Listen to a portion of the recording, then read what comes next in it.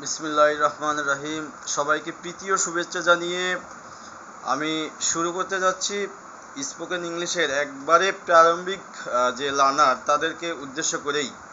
তো আজকের আলোচ্য বিষয় একদম প্রারম্ভিক যারা স্পোকেন ইংলিশ শিখতে চাও তাদের জন্য।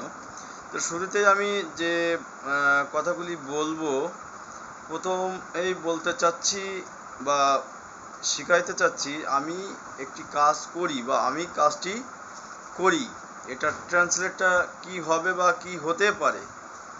তো আই ডু দ্য ওয়ার্ক,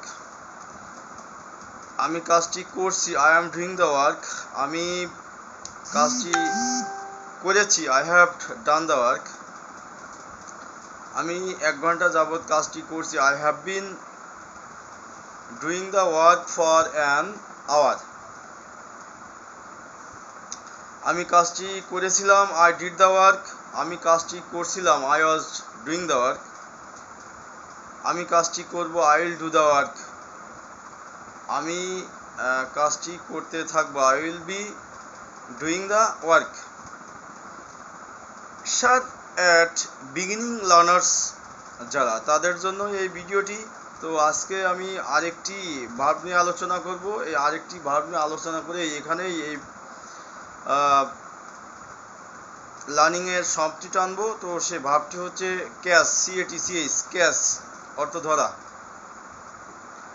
তো এই ভাব দিয়ে আমরা রূপান্তর করতে পারি, যেমন ধরি ক্যাচ, ধরেছিলাম কট, ধরবো উইল ক্যাচ, ধরছি অ্যাম ক্যাচিং, ধরেছিলাম ওয়াজ ক্যাচিং, ধরেছি হ্যাভ কট। তো 1 ঘন্টা ধরেছি। I have been catching for an hour. তো আমরা এইভাবে আমাদের ডেভেলপটা করতে পারি। তো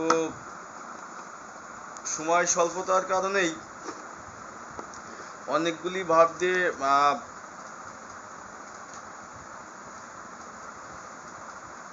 শেখানো সম্ভব নয়। তো পরবর্তী যে ভিডিও আসবে, ভিডিওতে আমি আরও ভাব নিয়ে কিভাবে স্পোকেন করা যায় সেটা নিয়ে আলোচনা করব। তো আরেকটি ভাব আমি আলোচনা করি আজ, সেটি হচ্ছে right, WRIT, right, that means লেখা। ভাব দিয়ে কি ধরনের রূপান্তর করা যায়? লিখি, রাইট, লিখিতে ছিলাম বা লিখেছিলাম। রোট, লিখব, উইল রাইট, লিখেছি। আই অ্যাম রাইটিং, লিখেছিলাম। ওয়াজ রাইটিং, লিখতে থাকবো। উইল বি রাইটিং, লিখেছি। হ্যাভ রিটেন, 20 মিনিট ধরে লিখেছি। Have been writing for 12 minutes. স্বাভাবিকভাবে ঘটে, চলমান, সবেমাত্র সংগঠিত হওয়া এবং সময়ের ব্যাপ্তি, এ ধারাবাহিকতায় ভার্বের রূপান্তর দেখলাম।